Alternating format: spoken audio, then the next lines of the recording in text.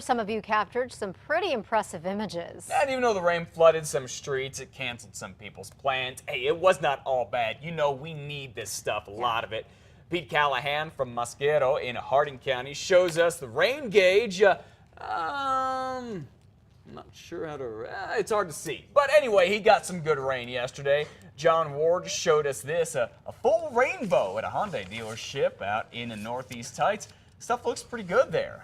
All right, at 5:32 now. For the second time this season, the Albuquerque Isotopes, as we've been talking about for a couple days, they're back in a national spotlight, but not for their baseball skills. You know, the Isotopes GM says he is not pleased with the team getting so much negative attention once again. On Saturday, the Isotopes got into a bench-clearing brawl on the road against the Reno Aces. Cuban prospect Erisbel Arubarena took exception to a pitch too far inside. A fight ensued and spilled into the stands. 10 players were ejected. Here is Isotopes GM John Traub's reaction. We're not happy about it. The team knows we're not happy about it. The Dodgers know we're not happy about it. And you know what? They're not happy about it either. It is the second time the Topes have made national headlines. Back in May, we told you how Isotopes Miguel Olivo and Alex Guerrero got into a fight in the dugout during a game. During that fight, Olivo bit off part of Guerrero's ear. Olivo was fired. The Pacific Coast League is handing out suspensions for players who were involved in this brawl. Pitcher Carlos Freiras got the most games. He and infielder Walter Ibarra will serve their suspensions immediately. Pitcher Jose Dominguez starts when Freiras returns. Pitcher Pedro Baez will start his suspension when Dominguez returns. When Baez returns, the last of 4 pitchers, Yimi Garcia, will then serve his 3 games. 5:34 now. The athletic director at the New Mexico Military Institute has been arrested, accused of groping a woman. Reggie Franklin is accused of making the advances at a Virginia alumni event earlier this year.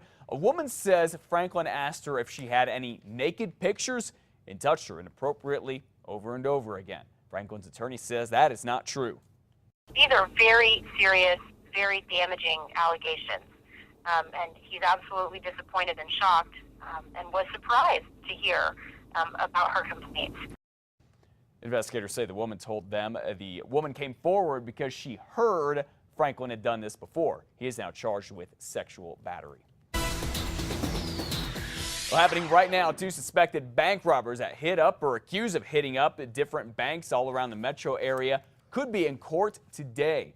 The FBI says Jeremy Trujillo was arrested accused of robbing the Bank of Albuquerque near Wyoming and Montgomery yesterday.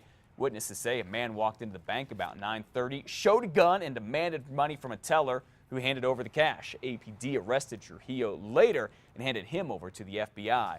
Now, in another robbery, Rio Rancho police arrested Angelica Casados yesterday on supposedly for robbing 2 banks last Thursday. She was turned over to the FBI as well. Both are set to appear in federal court today. Liz? Good news for a single Albuquerque father who had his source of income stolen. We told you how someone stole Julian Garcia's hot dog cart on Friday from his own front yard. Yesterday, he got his cart back. He says someone recognized the cart from our newscast and called his landlord right away. It's not clear who took the hot dog cart, but Garcia certainly glad to have it back. Starting this week, hospitals here in New Mexico will have to follow a new rule that some hope will save babies' lives. Starting Friday, all babies will be screened for heart defects. The state says this is important because some of the defects are not easy to detect, but if they're caught early enough, they can be fixed. The tests here are really simple. An instrument is put on the baby's skin. It detects their pulse and blood oxygen levels. At least 2 more cases of the plague have been reported here in New Mexico. Both people who got it, we are told, are expected to survive. The State Department of Health isn't saying where these new cases are, but it says the plague has been found in animals here in Bernalillo County, plus Santa Fe and Torrance counties. Elizabeth?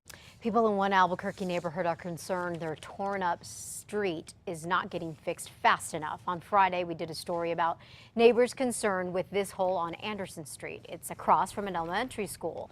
The Water Authority told us that they sent an emergency crew to fill it up on Saturday morning. The authority says when they arrived on site that morning, they discovered more issues with the water line and had 2 additional sections of the street torn up. When they went to look at the issue and determined that there were some other leaks in the area, it just made more sense to go ahead and take care of the refill all at once rather than bringing out trucks just to do the one. But the holes sat there again. So News 13 called yesterday afternoon. And after our calls, we started seeing people from the Water Authority show up to the site and start filling the holes. Neighbors we spoke with said that this water main has caused problems on this street on and off for months now. And residents of a Rio Rancho neighborhood are upset about this supersized sinkhole near Unser and Western Hills. Check it out. They claim they told the city weeks ago that the water was bubbling up from beneath the pavement. The city tells us a crew checked it out but could not pinpoint a cause. Turns out a major water line was leaking, and when it finally gave way, a sinkhole formed. Rio Rancho has thousands of water lines that need to be replaced. The city is using money from a recent rate hike and the legislature to get it started.